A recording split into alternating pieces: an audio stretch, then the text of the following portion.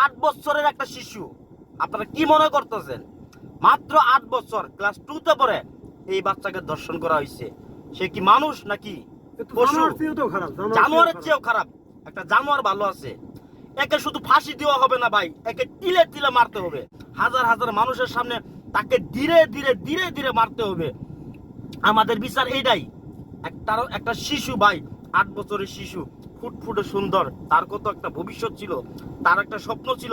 ওই শিশুরে নিয়ে তার বাবা মার কত একটা স্বপ্ন ছিল, এই স্বপ্নটা ধ্বংস করে দিয়েছে এই জানোয়ার। দাঁড়ান আপনার এইটুকু না রাশেদ ভাই, এই মেয়েটা স্কুলের প্রথম এবং তার রুল নম্বর 1 এবং তার যে সহকর্মীরা আছে, তার যে বন্ধু বান্ধবরা আছে, তারা সবাই বিবৃতি দিছে যে ওর মতো স্টুডেন্ট আমরা এখনো হইতে পারি নাই।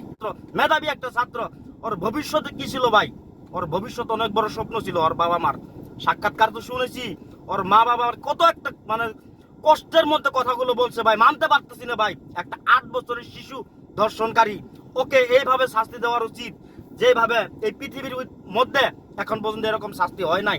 আরে ভাই আজকে না তো রাশেদ ভাই, সবশেষ কথা হলো আমাদের মাননীয় প্রধানমন্ত্রীর কাছে এটাই আমাদের আবদার যে এই বিচারটা যেন সুষ্ঠুভাবে হয়। এটা বাংলাদেশের মানুষ দেখতে চায়, বাংলাদেশের মানুষ এটার আশায় আছে, এটার অপেক্ষায় আছে। এই বিচারটা যেন সুষ্ঠুভাবে হয় এটি। আরে ভাই এক না তো নামিসা, এই মেয়েটা শুধু একটা না ভাই, কত হাজার ওর মতো নাবালক শিশু গণহারে ধর্ষণ হয়ে গেছে না, গণহারে ধর্ষণ হয়ে গেছে গা আজ পর্যন্ত। গত বছর, হ্যাঁ গত বছর আসিয়া, এটা তো হয় না বিচার। কি বিচার হইল? এমন বিচার কি হইলো? বিচার করেছে ভাই, কোর্টে আদালতে দূরাদূরি হয়েছে কয়েকদিন, ছাপা ক্লিয়ার। এটা কোনো বিচার হইলো না ভাই। বিচার করতে হবে, আমরা আবারও বলতেছি, এইভাবে বিচার করতে হবে। কোনো ফাঁসি ফুসি দেওয়া নাই ভাই, ওকে তিলে তিলে মারতে হবে। ফাঁসি দিলে তো ক্ষণিকের মরা, এটা সে শাস্তিটা ভোগ করতে পারলো না, ওই ভোগ করা যাবে না, ওকে তিলে তিলে মারতে হবে। ওকে একটা হাতের আঙ্গুল কাটতে 1 ঘন্টা লাগাইতে হবে, হাতের কবজি কাটতে 1 ঘন্টা লাগাইতে হবে।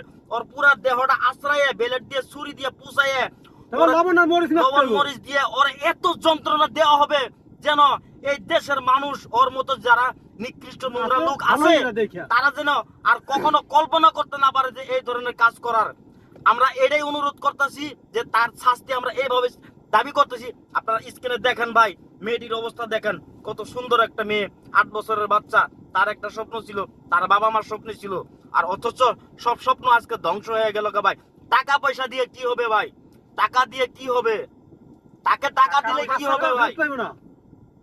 তার বাবা মাকে যে টাকা দেওয়া হলো, টাকা দিয়ে কি হবে ভাই?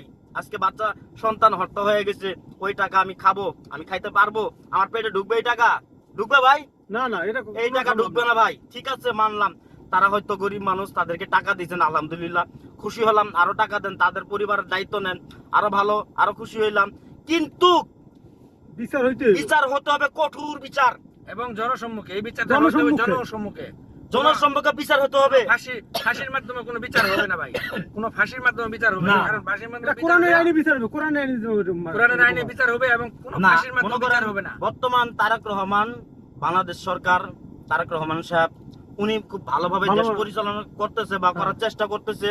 উনি খুব ভালো মানুষ, ইনশাআল্লাহ তার প্রতি আমাদের একটা ভরসা আছে, তার প্রতি আমাদের একটা আত্মবিশ্বাস আছে। সে ইনশাআল্লাহ পারবে এই দেশটা ঠিক করতে। আস্তে ধীরে সবকিছু উনি লেভেলে আনবো ইনশাআল্লাহ, এই দেশ ঠিক হবে ইনশাআল্লাহ। আর আমরা আমাদের দাবি একটাই, কি দাবি? করে জনসংখ্যা মারতে হবে, হাত পা কাটিয়া তাকে ধীরে ধীরে তিলে তিলে তাকে শাস্তি দেওয়া হবে। ওর শরীরের হাত পাও কেটে শরীরের মধ্যে লবণ মরিচ দিয়ে ওকে যন্ত্রণা দিতে হবে। এই যন্ত্রণা দেখার পরে ভাষণ দিতে হবে সরকারের, নেক্সট টাইমে যদি এরকম কোন ধর্ষণ হয়, শিশু থেকে শুরু করে কোন মহিলা এইভাবে ধর্ষণ হইলে তাকে এভাবেই শাস্তি দেওয়া হবে। যদি মেনে নিতে পারে তার বিচার করা হবে, তার বিচার এভাবেই হবে। ধন্যবাদ যারা ভিডিওটা দেখছেন। ইনশাআল্লাহ আজকের ভিডিওটা শেয়ার করবেন যেন এই ভিডিওটা সবার মাঝে পৌঁছে যায়।